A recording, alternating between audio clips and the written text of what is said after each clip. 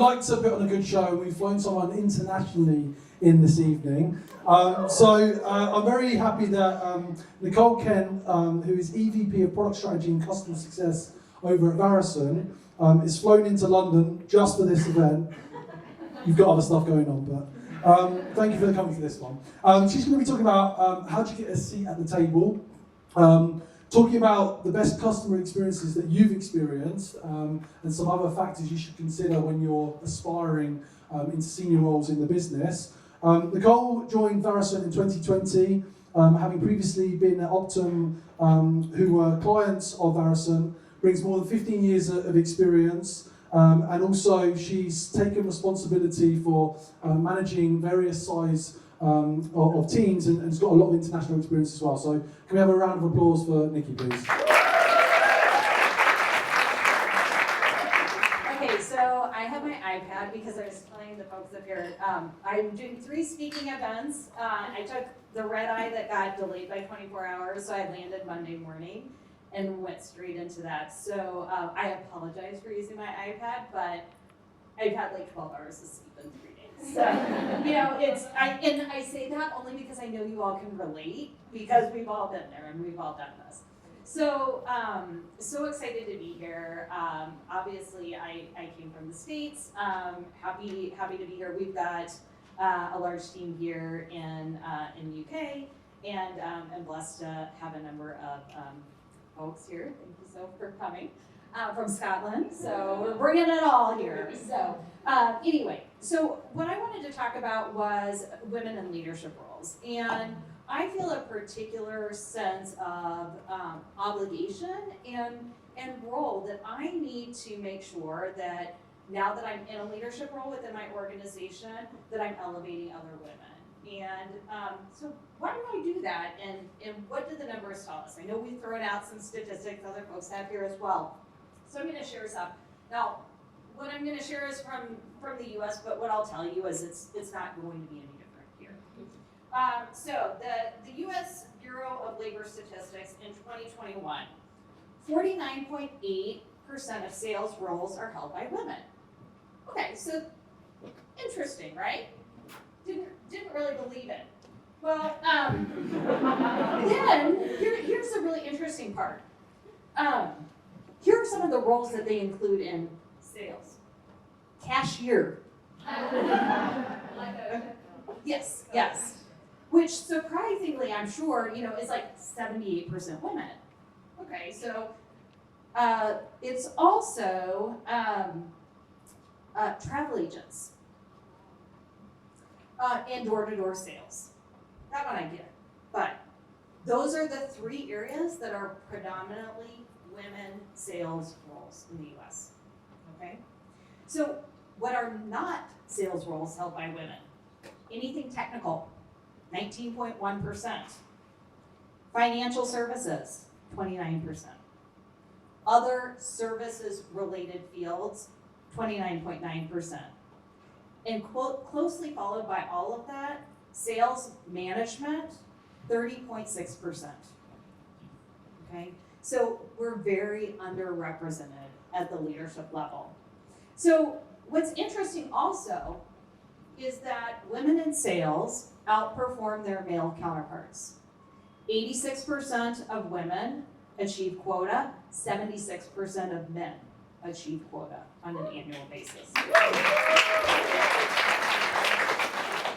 And even better, women-led sales teams outperform men-led sales teams.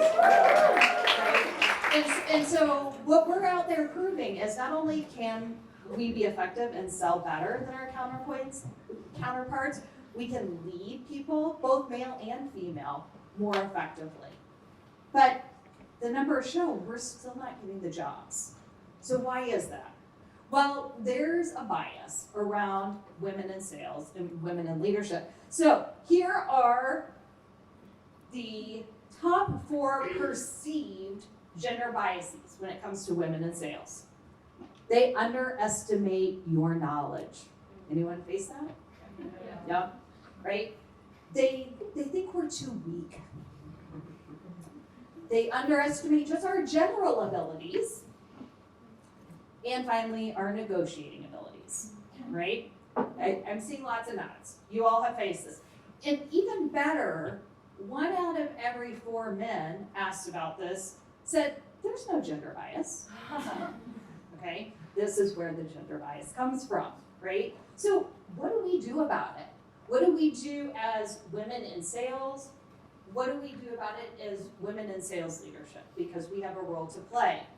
So when we think about what are the most effective skills and traits that any salesperson needs to have in order to be effective, there are 7 things. The first is that we have to be good at analyzing. We need to know what our customers and prospects' needs are and how to best meet them. We have to be able to connect, form a genuine connection with those individuals who we're selling to.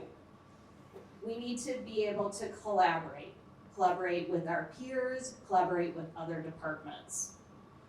We need to be able to shape solutions. So this is really solution selling, right? We're not selling widgets here, we're selling a solution. We need to be able to influence. We want to influence the buying decision. We want to influence others. We need to be able to drive outcomes. And finally, we need to continue learning and improving. Well, when we look at those, there are 3 areas that women predominantly score very highly on: connecting, collaborating, and shaping solutions. Okay, so now let's think about the world that we're in today and what we've lived through with the pandemic. Selling is very different than it's been in the past. Looking across the room, I think I've been in it a lot longer than many of you. I feel like the fairy godmother of sales up here or something. You know, when we do this, it's very different now. We are selling in a very different way. And guess what is really effective when you're on Zoom and not able to be in person? Connecting, collaborating, shaping solutions. We've got the right skill set to continue to exceed in this space. So, what do we do about all of this? Well, as a leader, as individuals in sales, what I would suggest is you need to address those perceived biases and lean into your strengths. We don't have to be all things to all people. Be your genuine self out there. You all are very successful in what you do. Have that confidence in doing that. Lean into those skills that you have. Stand up and speak for yourself. So when Becky was speaking here, I thought of a quote that I have on my desk. What would you attempt to do if you knew you could not fail? What would it be, right? Think about all those negotiations. If you couldn't fail, what would you be asking for at the table? What would you be giving on? Very, very different conversations. And then finally, I would say for all of you, and especially those of you in leadership roles, it is our obligation to give back. We need to be representative of women in sales roles. We need to be looking to promote and lift up those on our team. We need to be actively hiring. So I read a really interesting stat that said, if you are hiring for a role and you get down to 4 candidates and 2 are men and 2 are women, you are 50% likely to hire a woman. If you get down to 4 candidates, 3 are men, 1 is women, you are statistically 0% likely to hire a woman.